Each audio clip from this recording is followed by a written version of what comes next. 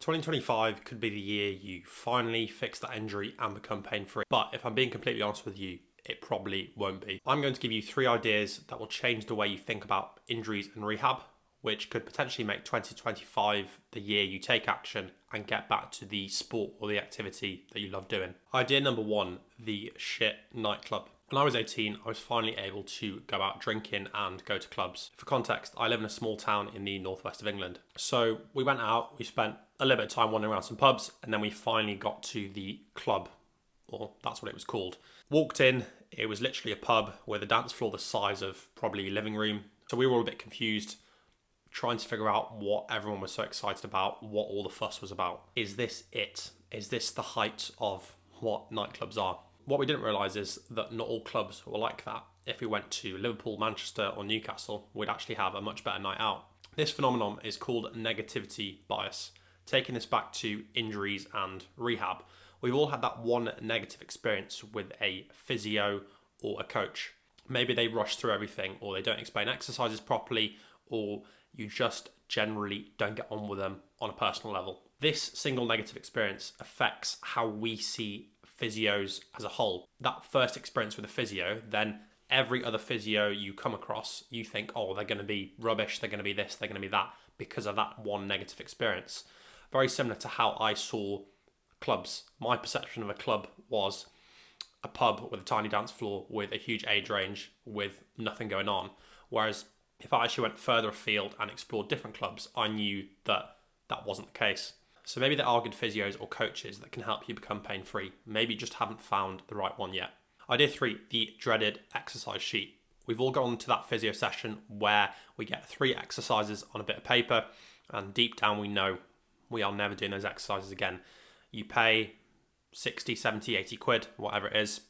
You go away and you probably leave the exercise sheet on your counter in the kitchen and never touch it again until your follow-up appointment, where you then have to lie about doing your exercises. The reason you don't do them is because number 1, they're boring, and number 2, you have no incentive to actually do those. To fit in doing exercises every day around your normal schedule probably doesn't work most of the time. The solution to this is actually really simple. Your physio or coach needs to integrate your rehab exercises into your normal training schedule.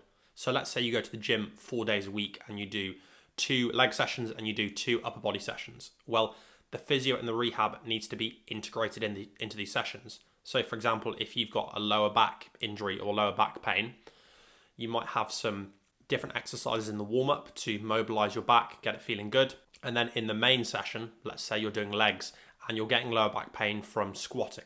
Well, instead of squatting, your physio or coach might swap that out for something else, like a split squat variation or a squatting variation that doesn't cause back pain but still allows you to progress. So something like a Zercher squat or a box squat, something along those lines. So all these little details need to be taken into account when programming the warm-up, but also the main session. And if the physio coach can do that, and you've got everything in those 4 normal gym sessions, then you haven't got to take extra time out of your day to actually do the rehab, and it just fits into your normal schedule. So you don't have to pretend that you're doing those exercises on that bit of paper. Idea 3, the basics of football. When I was younger, I was actually surprisingly half decent at football. I played at a League 2 academy, and I thought I was going to play in the Premier League. Long story short, I dropped that. I knew I wasn't going to be good enough. What I saw from the best players at that academy was that they did the basics right. They could control a football and they could pass a football extremely well. Tying this back into rehab, a lot of the people I see can't do the basics well, and they focus on the things that make those 1 to 2% differences.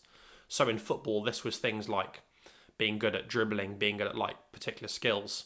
In a rehab sense, the basics are sleep and nutrition, and the other things are massage taping, dried needling, all those things you might have tried. No one talks about nailing the basics, so improving your sleep and nutrition, which actually makes 80-90% of the difference. Same thing in football. Controlling and passing a football well makes 80 to 90% of the difference and separates the average player from a really good player.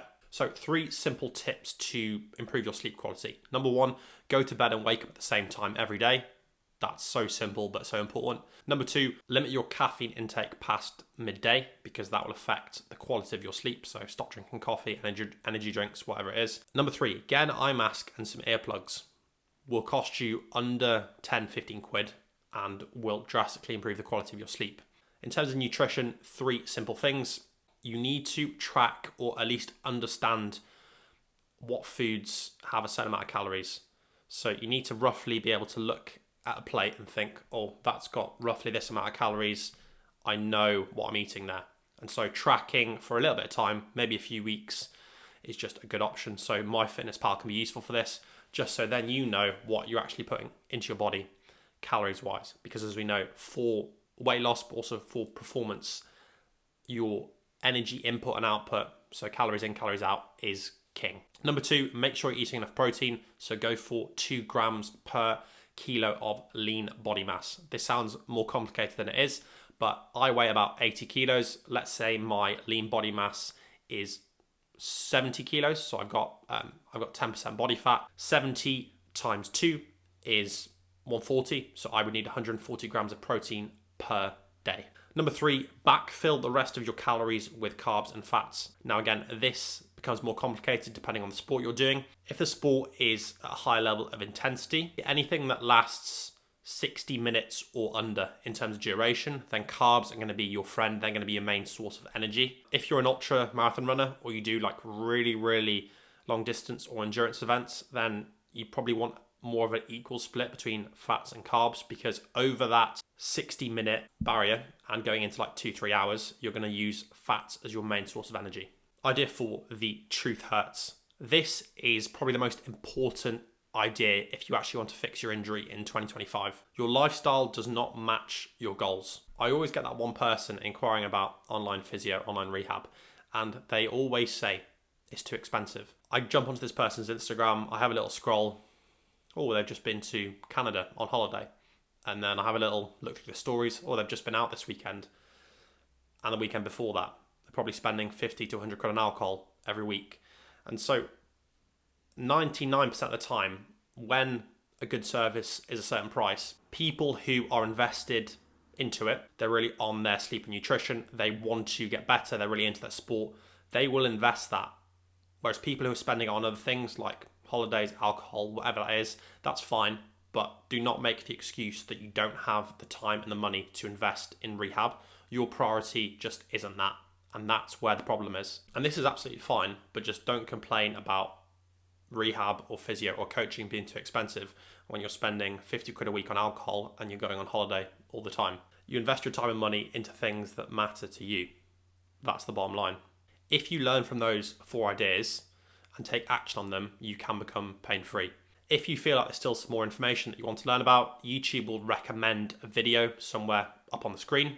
If you want to fast track the process and work with me, check out the links in the description.